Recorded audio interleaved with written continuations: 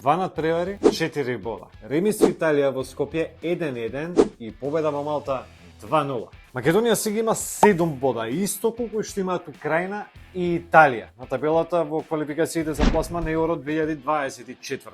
Сега, проблем ни е распоредот. Играме дома со Англија, тешко, и на гости со Украина и со Италија. Ама фудбал е. Све е можно. Да тепаме следнава со Украина и после се може да се деси.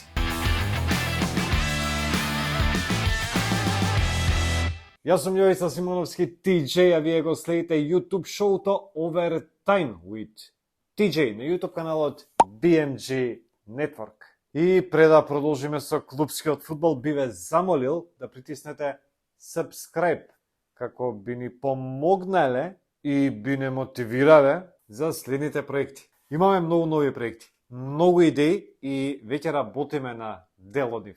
Следете не, ќе биде интересно. И конечно, се враќаме на клупскиот фудбал.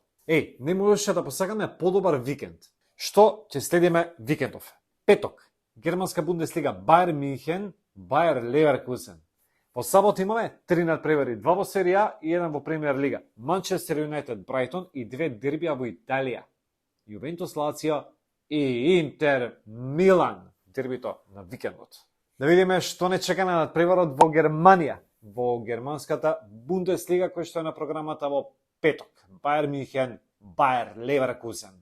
3 кола, 3 победи, и за едните и за другите. Леверкузен е прв, ама поради подобрата гол разлика. 11 дајани, 3 примени гола. Бајер Мюнхен има гол разлика 9-2. Ако го следевте видеото од пред 2-3 недели, не знам колку беше, на стартот од сезоната во Бундеслигата, тогаш знаете какво размислување имам за Леверкузен за оваа сезона. Чаби Алонсо имаше страшно добар трансфер период и донесе многу добри играчи во својата екипа. Веќе пред нив паднаа Лајпциг и Мехенгладбах. И мислам дека тие заедно со Бајер Мюнхен се најсериозни кандидати за трофеот во Германија оваа сезона. Но овој надпревар ќе даде одговори на многу прашања. Бајер Мюнхен на друга страна имаше полесен распоред до сега, но лесно славеше победи. Хари Кейн веќе си го најде местото во екипата. 3 меча, 3 гола, 1 асистенција. Од него ќе зависат многу работи оваа сезона. Инаку, после овој надпревар, двете екипи ги очекуваат европски надпревари. Леверкузен има лесна задача со шведски Хакен, ама Бајер Мюнхен има малце потешка задача. Во Германија доаѓа Манчестер Юнайтед. Ќе биде интересен меч и очекувам голеада. Мислам дека ќе биде 2-2.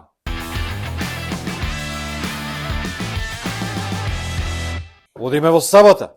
Англија, Премиер лига. Не е некој дерби, ама има многу причини зошто овој надпревар ќе биде интересен за следење. Брайтон стартуваше одлично, со 3 победи и 1 пораз. Освен тоа играат топ фудбал. Юнайтед стартуваше под очекувањата. Очекувано. Со 2 порази и 2 победи. Ги загубија двете дербија од Арсенал и Тотенхем и сега треба да се вадат со Брайтон. Среќа што играат на Олд Трафорд. После ова гостуваат во Мюнхен. Сега, ако Мегвајер игра прв тим, Брайтон тепа. Ако е на клупа, може да биде нерешено или да тепа Юнайтед. Шала на страна. Ќе биде неизвестно, очекувам доста интересен и израмен надпревар и мислам дека ќе биде нерешено. Меѓутоа, со голови на двете страни.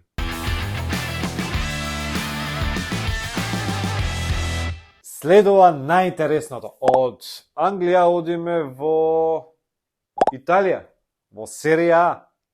Јувентус е домаќин на Лацио и мислам дека треба да победи. Јуве почна добро, иако сега го размрда оној скандал со Погба. Се врати после повредата и падна на допинг тест. Сега е суспендиран, ќе чека истрага за да се утврди дали навистина бил допингуван или не. Ако тоа се потврди, а веројатно ќе се потврди, тогаш тоа ќе биде веројатно крај за неговата кариера. Штета и лошо. А Лацио по двата порази од Лече и од Дженова, слабите Лече и Дженова, минатото коло славеше против Наполи 2-1. Сега, ако го искористат тој моментум, ќе биде добро за нив. Изгубија од Лече и од Дженова, а тепа со шампионот Наполи, тоа на гостински терен. Фудбал. Тука мислам дека сепак Јуве тепа. И дербито на викендот. Дербито на Милано. Интер Милан. Тепа Интер. Навијачки.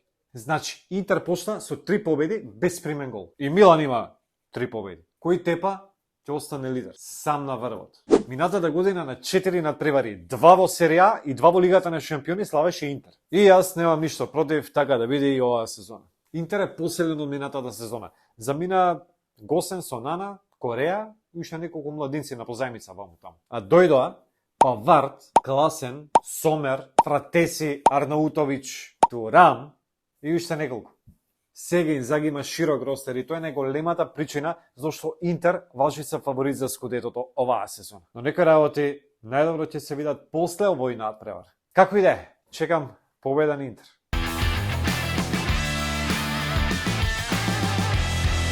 И доста е за денес.